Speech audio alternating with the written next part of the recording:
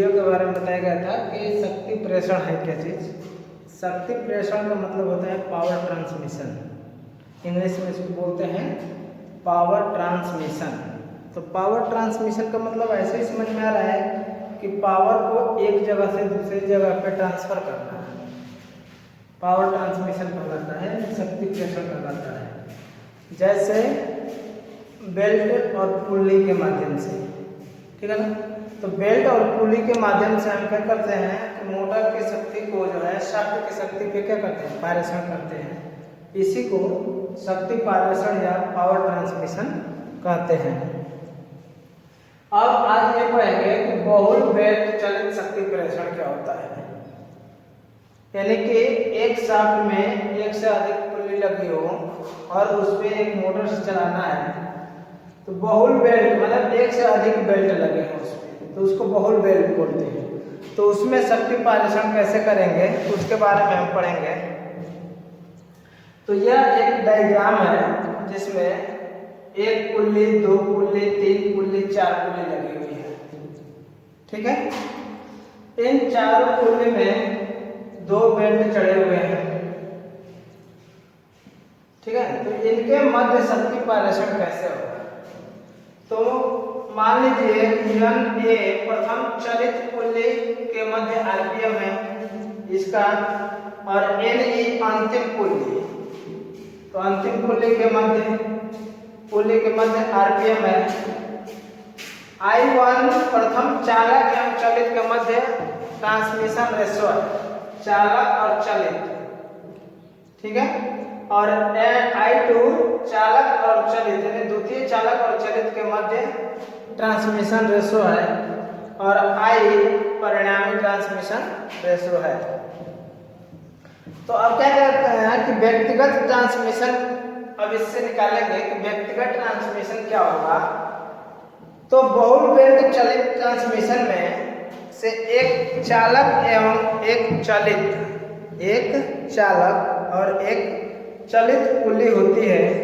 इस प्रकार के ट्रांसमिशन में व्यक्तिगत अर्थात अलग अलग ट्रांसमिशन रेशो ज्ञात किया जाता है।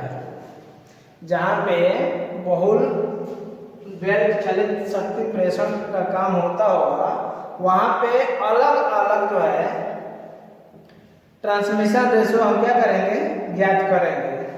तब इसी में जो है अगर सपोज कीजिए, मान लीजिए कि प्रथम चालक की गति और द्वितीय चालक चलित की गति आपस में क्या होगी, बराबर होगी, क्योंकि कल बताया गया था कि रेखीय गति क्या होती है, बराबर होती है, ठीक है ना। तो जब उस कंडीशन में रेखीय गति बराबर होगी यानी V1 = V2, तब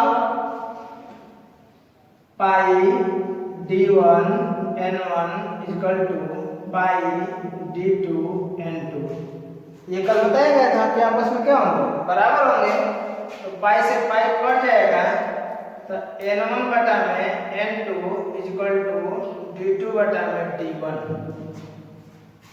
ये हमारा बचेगा N1 बटा में N2 = D2 बटा में D1। अब जो है क्या करेंगे, इसी प्रकार से पहले तो यह N1 N2 हो गया, ठीक है। अब जो है D2 D3 D4 आ जाए तो क्या करेंगे, तो सेम वैसे ही करेंगे। V3 = V4, V3 = V4 नीचे तक आ रहा है ना, V3 = V4। तो जब चलिए साइड में लिख देते हैं V3 = V4। तो अब जैसे 1 था तो 1 लगा ना, 3 है तो 3 लगेगा, तो पाई D3 N3 = पाई D4 N4 लगेगा। तो पाई से पाई कैंसिल,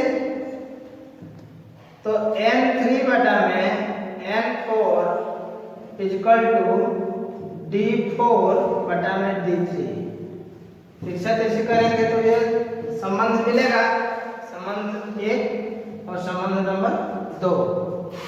तो ये दो संबंध मिलेगा, तो ये हो जाएगा I1 बराबर पावर ट्रांसमिशन रेशो I1 बराबर, और ये हो जाएगा I2 बराबर ट्रांसमिशन रेशो I2 बराबर इतना हो जाएगा। यानी कि सभी व्यक्तिगत ट्रांसमिशन रेशो जब निकालेंगे यानी परिणामी ट्रांसमिशन रेशो I बराबर क्या होगा, तो I बराबर I1 गुणे I2, I1 गुणे I2। तो जब I1 गुणे I2 तो इस समीकरण 1 का समीकरण 2 में क्या करेंगे, गुणा करेंगे।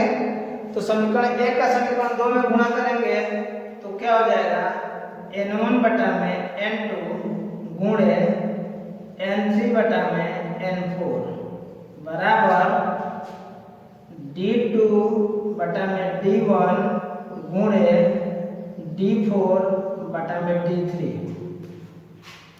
यह इसके बीच क्या होगा, संबंध स्थापित होगा। अर्थात यदि शाफ्ट एक ही रहे, एक ही शाफ्ट पर लगी पुलियों के आरपीएम यदि समान होंगे तब उस कंडीशन में क्या होगा, N2 N3 के बराबर हो जाएगा, N1 N2 के बराबर हो जाएगा। ठीक है, तो यह जो है परिणामी ट्रांसमिशन I बराबर ये इतना हो गया, परिणामी ट्रांसमिशन I बराबर। ठीक है, इसमें कुछ करना नहीं है, बस सूत्र को समझिए और ये जान लीजिए कि रेखीय गति एक पुली से दूसरे पुली की रेखीय गति आपस में बराबर होगी तो V1 = V2, रेखीय गति V1 होती है। और जब रेखीय गति बराबर होगी तो रेखीय गति बराबर सूत्र क्या होता है, व्यास गुणे चक्कर, और सॉरी परिधि गुणे चक्कर होता है। तो परिधि क्या होगा, पाई डी, तो पाई डी और चक्कर n है। अब इसको मान लीजिए पहले का N1 माना है तो N1 D1 N1 D2 N2, तो इस तरह से मान करके हम लगा लेंगे।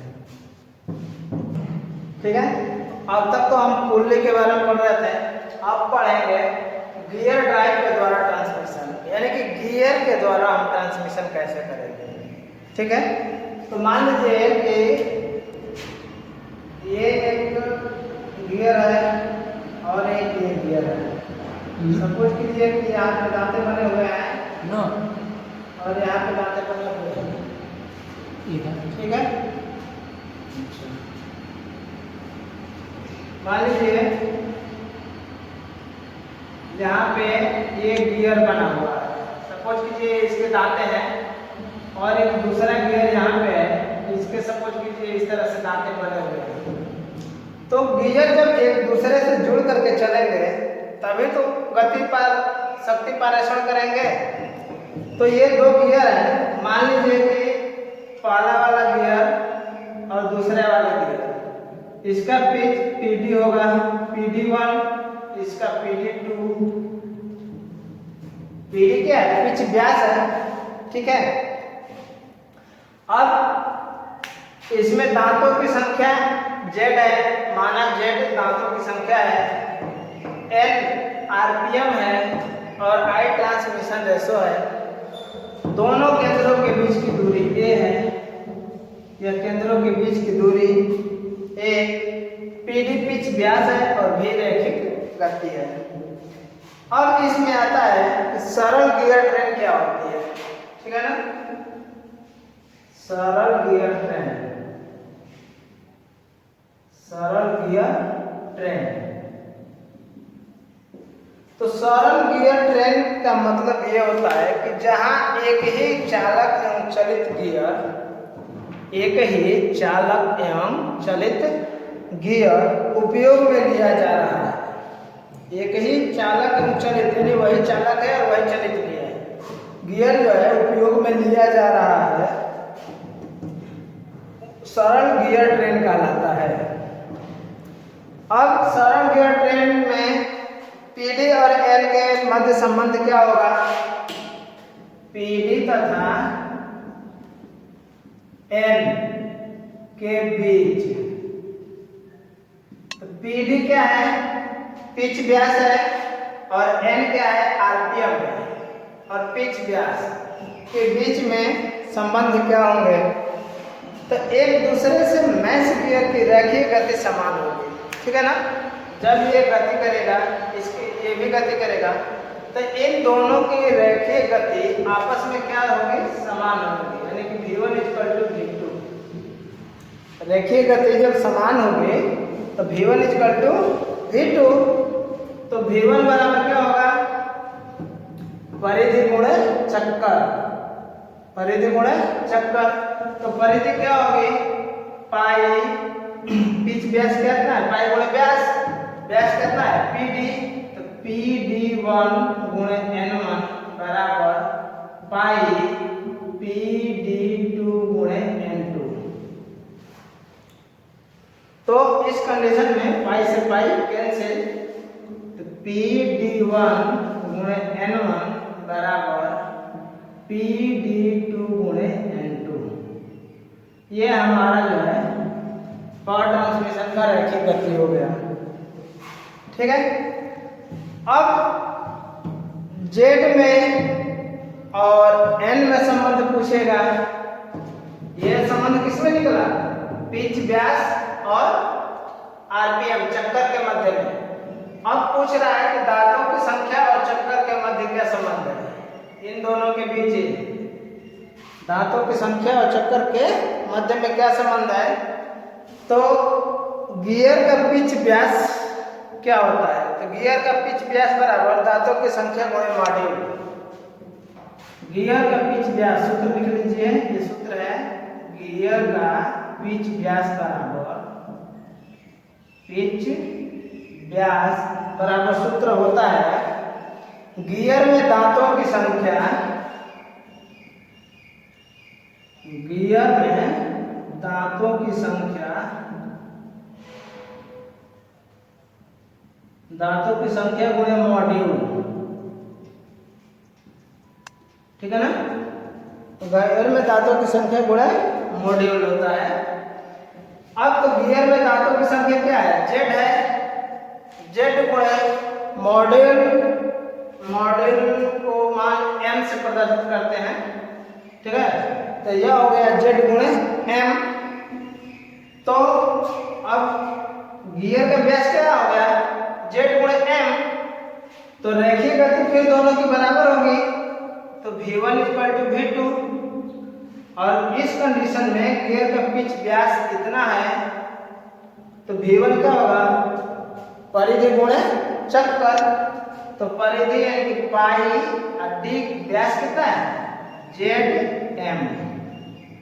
ठीक है, तो मान लीजिए कि पहला गियर के लिए Z1 M1 हो गया, इसके लिए पाई Z2 M2, पाई से पाई कैंसिल, Z1 M1 बराबर Z2 M2। ये हो गया आपका दांतों की संख्या और आरपीएम में संबंध। ठीक है, सॉरी अभी N1 बाकी है जी, और N2 N1। ठीक है, ये संबंध हो जाएगा आपका दांतों की संख्या और गियर के चक्कर में संबंध। अब आता है तो फिर ट्रांसमिशन रेशियो बराबर क्या होगा, तो ट्रांसमिशन रेशियो बराबर होता है चालक गियर का आरपीएम बटा में चलित गियर का आरपीएम। ठीक है, चालक गियर का आरपीएम बटा में चलित गियर का आरपीएम। तो चालक गियर N1 बटा में N2 अगर यहाँ पे निकालेंगे तो ये हो जाएगा Z2 N2 बटा में Z1 M1। ठीक है, यहाँ से और एक यहाँ पे निकला हुआ है, तो इसको N1 बटा में N2 अगर करते हो तो PD2 बटा में PD1 हो जाएगा। तो मॉड्यूल ट्रांसमिशन रेशो I बराबर, ट्रांसमिशन रेशो I बराबर हो जाएगा N1 बटा में N2 बराबर Z2 M2 बटा में Z1 M1। ठीक है ना, तो पहले इसको लिखते हैं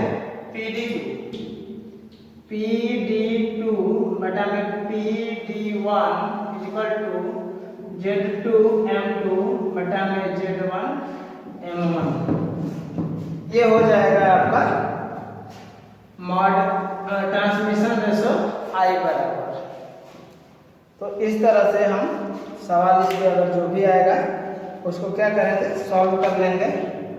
थैंक्स। इस सूत्र को बस याद रखे रहेगा कि रेखीय गति हमेशा बराबर होगी और रेखीय गति का सूत्र होता है परिधि गुणे चक्कर, और परिधि का सूत्र होता है पाई गुणे व्यास। ठीक है, पाई गुणे व्यास परिधि, और इस तरह से इसका सूत्र याद रखेंगे, सब में वही लगेगा और जिसमें जो संबंध पूछेगा उसको हम निकाल देंगे। थैंक्स। ओके।